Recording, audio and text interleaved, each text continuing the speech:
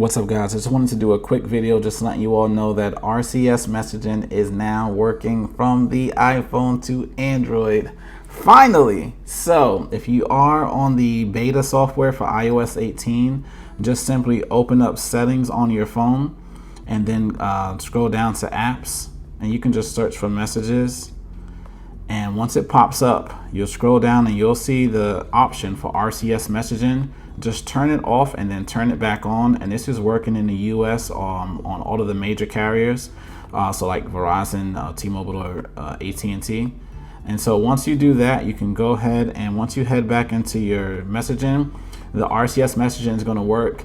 If you're unfamiliar, RCS has been around on Android for some time now, but Apple has not been supporting it until now. So now, if your friends and family members that's over on Android will be able to get read receipts from you to them. Works between Android and iOS. So read receipts are going to work, as well as high quality photos and videos you can send between each other.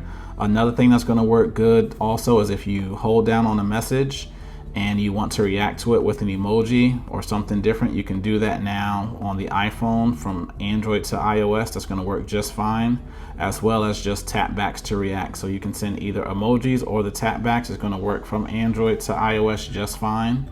And so this is really good. So now your photos and videos that you share are going to work high quality. It's going to look fantastic. And this is going to also work in group chats as well. I have to test that one some more tomorrow, but I have noticed that now it says text message, and now it also has switched over to saying RCS, but it's actually now working. Previously, this was not working before, because I had the toggle turned on with the beta 2 that came out just a couple days ago. But this is the first time it's actually switched here. So I'm going to keep using this. I'll keep you all up to date, but was very excited to share this news with you all. So if you are on the beta testing, go ahead and make sure that you've updated to iOS 18 beta 2.